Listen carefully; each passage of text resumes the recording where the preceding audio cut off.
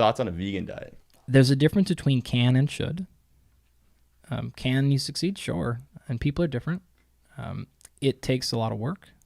You have to be really conscious of what you're doing. And there are specific problems for an athlete that would come with a vegan or vegetarian diet. Examples, creatine. Where are you going to get that from?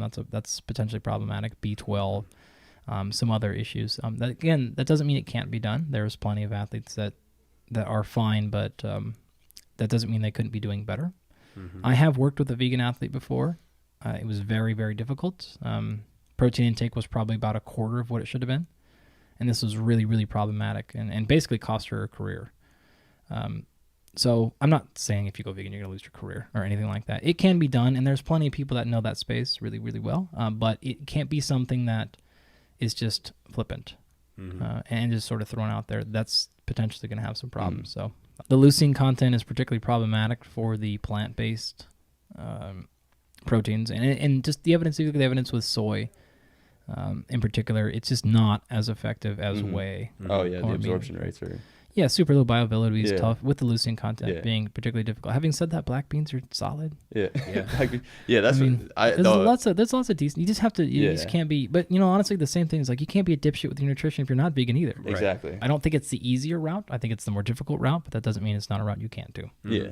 No, that's one thing we talked about too. Is just terms of it enhanced my conscientious approach towards food in general when I did it, because I knew that I was gonna have to, be far more educated on what I'm eating and why and what I'm missing. Do you feel like the quality of your nutrition overall went up?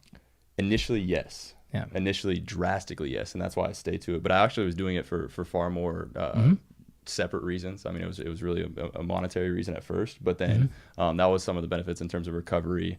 Tendonitis, patellar tendonitis, things like that, like drastically dissipated. Where I was like, oh wow, I can bounce back a lot quicker. So I'm really glad you said that, because this is a very common thing.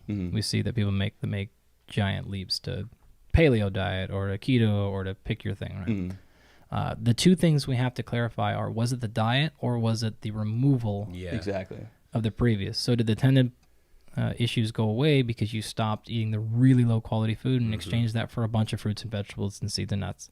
Yep. Exactly. Or was it the fact that you weren't eating meat anymore? Well, I'm going to go ahead and put most of my eggs in one basket, which is the super high quality, right? And the evidence would support me on that one.